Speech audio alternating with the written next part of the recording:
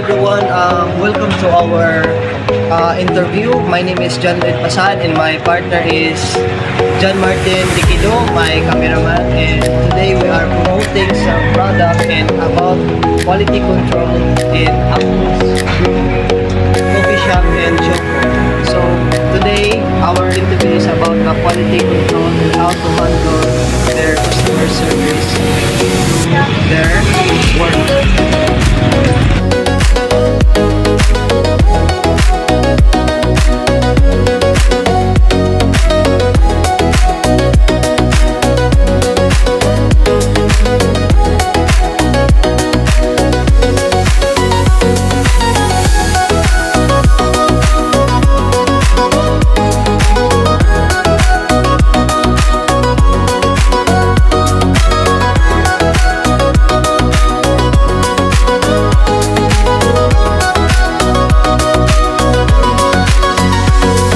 Hello, good afternoon everyone. My name is John Lloyd Pasan and today we are interviewing a young woman and beautiful for this quality control assurance. So, good afternoon ma'am. My name is Lloyd, by the way. So, what's your name? Bertie. So, today we're gonna ask her a question about the quality assurance control. So, my question is, how do you ensure your quality in your product or your service to your customer?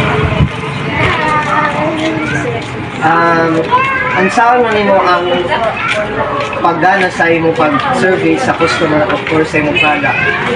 Para sa hinay-hinay ka, syempre may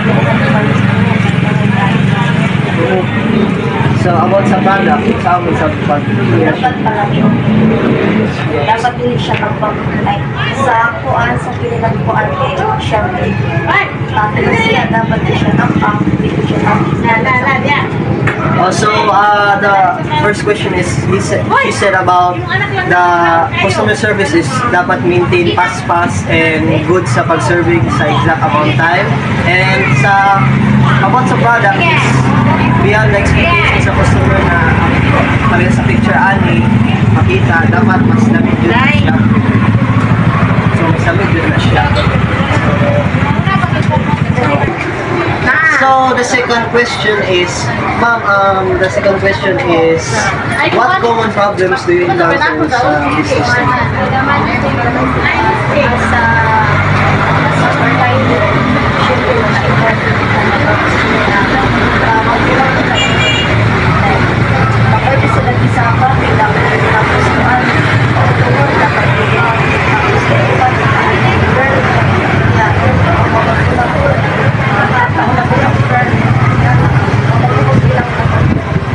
So the common problem is in this store is the abstract of changing the product they have ordered, especially the milk teas.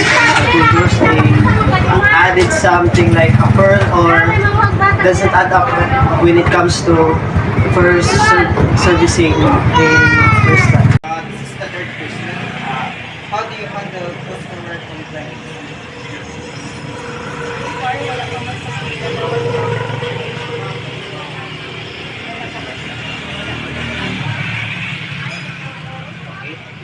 And this is the last question. What improvements would you recommend to improve quality?